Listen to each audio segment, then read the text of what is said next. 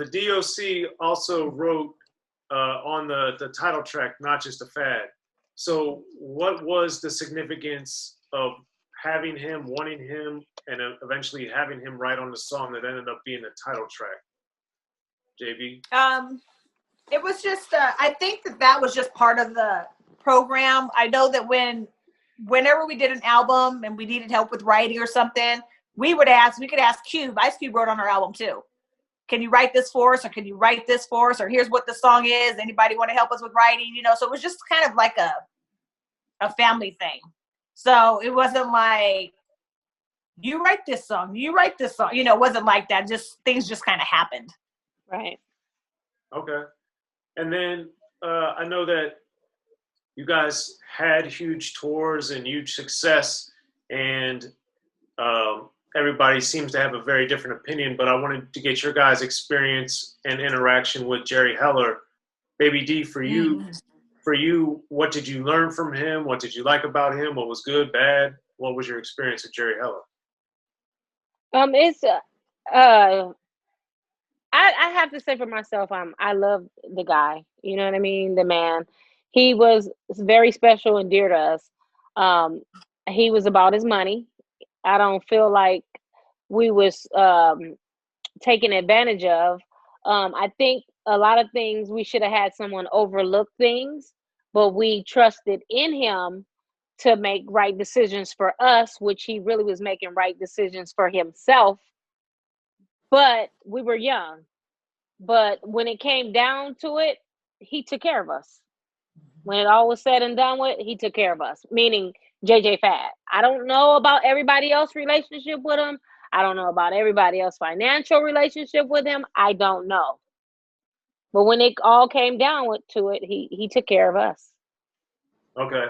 And then, he did.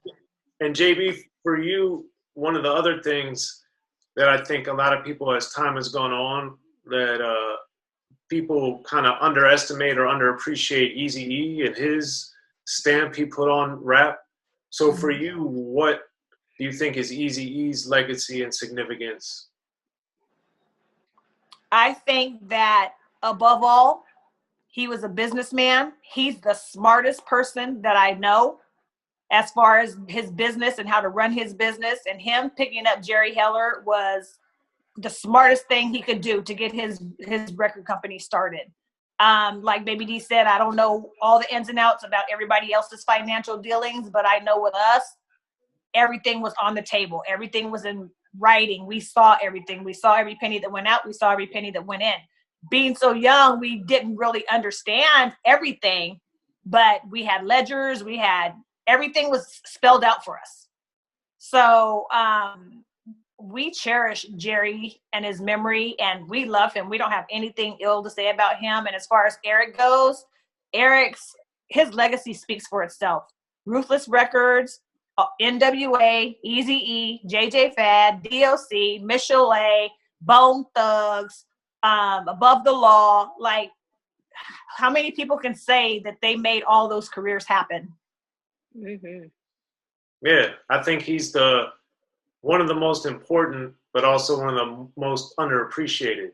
Don't forget Terry B. But he had yes, Terry B. D.O.C. Hey, Bone. Menage a Trois. Menage a Trois. Yomo and Malky. Don't forget them. Oh yeah. Yes. But and then of course Ren Solo. But the other thing that I always thought was amazing that he did first and really the only rap executive that was successful at it was having the artists on different labels. So obviously you guys really only had your experience, but did you see a difference from the Priority Records artists on Ruthless versus Above the Law was on Epic? Or did it all just seem to work like Ruthless and then it didn't really matter where the label was? It didn't matter where the label was. And majority was Ruthless and distribution was different. But no, it didn't matter. If you were a part of the organization, you was Ruthless. Fuck what the label said. You was Ruthless. Right. Yeah. Gotcha. All right. I guess the last and one thing I should ask you, I guess, but just the obvious thing, as Supersonic keeps getting reused by some of the biggest artists in the game, what does that say to you or mean to you about that song in particular? It means the world to us. It means that it was appreciated. It means that it was loved. It means that it's remembered and people still want to use it. I mean, I shocked. I told Dania and I told Baby D and Michelle and and Sassy C how surprised I was because I had gone on TikTok and I put a group page up there and I started just doing content and adding the girls' content and everything. And the other day we happened to be together because we're hardly ever together, but we're doing something new in the studio. And we got together and we did a little impromptu Supersonic little move, and I put it on TikTok, and it has 500,000 views. Wow. And it's just like, what? Yeah. What? So it's like it's crazy that people still enjoy it. People still are into it. People are excited that we're back in the studio. People are just really, it makes us feel like, wow, we really accomplished something. We really put our stamp in hip hop. We really are a part of the golden era of hip hop. We really are part of this whole hip hop village. Some people choose to leave us out because we're so-called pop, but the majority of the people know who we are, know what we stand for, and know what we did to this whole hip hop era. And I just be so excited that people want to do something with Supersonic over. I feel like artists are paying homage to us. Yes. And I just appreciate it and thank them and love them so much. Just they supporting what we've done. So it's kind of like bring that back. So thank you so much.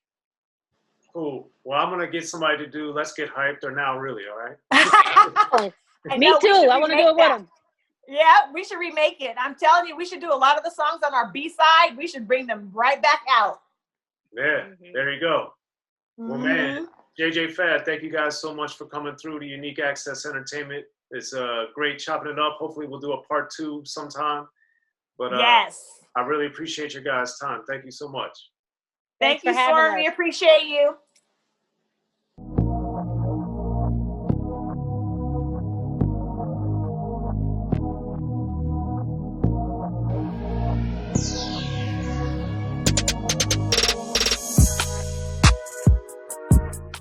In the beginning, hip-hop was ruled by the East Coast. Then the West Coast rose to prominence, thanks to gangster rap. Straight out of Compton, crazy motherfucker named Ice Cube. Hip-hop changed the world. Gangster rap changed the narrative. I'm representing for the gangsters all across the world. And then changed the world again. Cause I'll come and take your life away. The history of gangster rap features unheard stories, unseen photos and documents, all with exclusive interviews from the founders and players who shaped gangster rap. I think a real gangster rapper has to scare you a little bit. The history of gangster rap written by veteran rap journalist Soren Baker. In stores now. Yo, what up? This is DJ Quick. Be sure to pick up my homeboy Soren Baker's book, The History of Gangster Rap, if you really want to know what we do.